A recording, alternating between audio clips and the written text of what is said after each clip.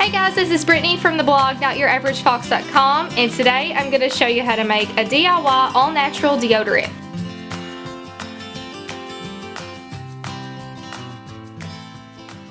I've been making my own deodorant for a few years now and I absolutely love it.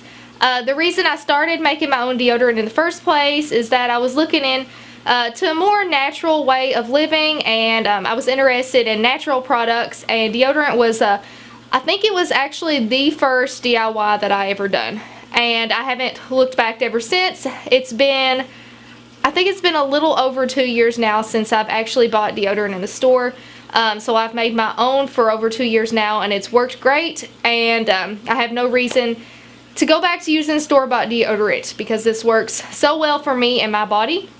Now I do want to say that this may not work for everybody depending on your body and how you sweat, your sweat glands. It just depends what kind of deodorant will work best for you. Some people can't do baking soda. This recipe does include baking soda, so if you are baking soda sensitive, this probably isn't the recipe for you, but luckily for me and for many others it works just fine.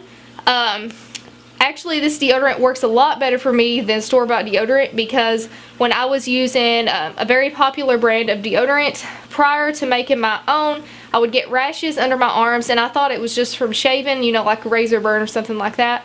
But as soon as I started using my homemade deodorant, that's went away, and I haven't had any irritation ever since. So love that there's no irritation, and I'm happy to keep using this, and I'd love to share this with you all, especially if you're one that breaks out to store-bought deodorants. This may work a lot better for you. Okay, so this recipe uses just a few ingredients, and if you make your own products, you probably already have these at home, but if not, no worries, you can get it from Amazon. I'll link everything in the description below if you're interested in checking them out. The first ingredient that you're going to need is coconut oil. You will not want to use the liquid coconut oil. Make sure that it is the unfiltered version, the organic unfiltered version. So that is very important because you'll want your deodorant to harden up a little bit, and if you use the liquid, then it will not do that. So make sure you get the unfiltered coconut oil, and you're also going to need shea butter, baking soda, cornstarch, or arrowroot powder. I always have cornstarch on hand, so that's just what I use, but some people like to use arrowroot powder. And then the last thing you're going to need is essential oils. And for me, I've switched it up every now and then, but I always come back to the same recipe, which is I use Young Living oils, and Purification is a blend that they have, and it smells so good. I love it. I love blending that in with lemon and mixing those together for a good combination. Okay, so let's go ahead and jump into the recipe, and I'll show you guys how I make it. The first thing you're going to need is a double boiler. If you don't have one, you could just make your own, and that's what I did, just with a glass bowl and then like a pot on the stove. You'll put water in the pot, and then you'll place a glass bowl over top of that pot. You'll boil your water, and whatever's in your glass bowl will melt. I mean, I'm sure you guys have already know what this is, but just in case you don't, I'll leave a link in the description showing you how to do that. But you're just going to put your shea butter and coconut oil in the double boiler of the stove, and you'll melt that down completely. You're going to need 3 tablespoons of the shea butter and 2 tablespoons of the coconut oil.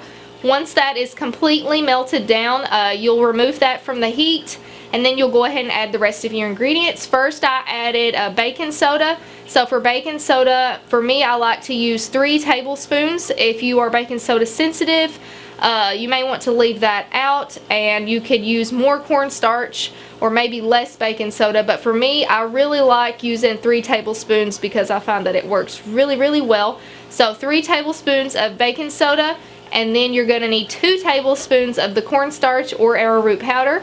You'll mix all that together nice and good, and then you can go ahead and add your essential oils. You can use, depending on drops, I mean, it's really a personal preference, so you want yours more scented or less scented, but a good rule that I've been using is between 5 and 10 drops for this recipe. So I think I put like 3 or 4 drops of Purification and then about the same amount of lemon in this, but you can experiment just to see how you like it and what works best for you. Okay, so then you're going to mix everything up nice and good together. Make sure it's all blended up well, and then you can go ahead and transfer this into your container. For me, I like to use mason jars. This fits perfectly into a 4-ounce glass mason jar, and I just use a screw top lid for this. Make sure it's nice and airtight. I love this recipe because it's nice and creamy. It's not a really solid recipe.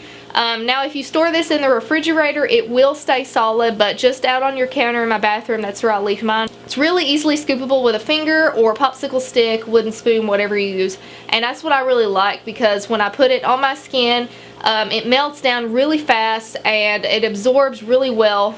Leaves no residue. None of my clothes have been stained from this versus like regular sticky powder like deodorant from the store, which can leave marks and residue on your skin. But I haven't had any of that trouble.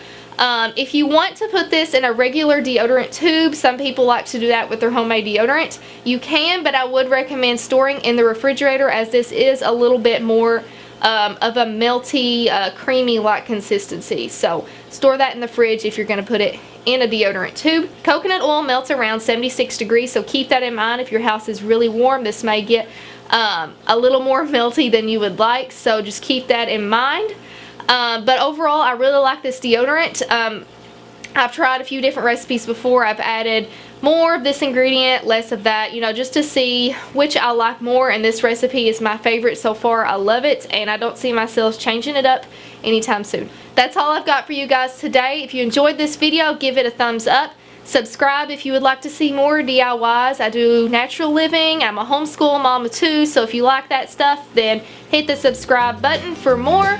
Until next time though, I'll see you guys later. Bye!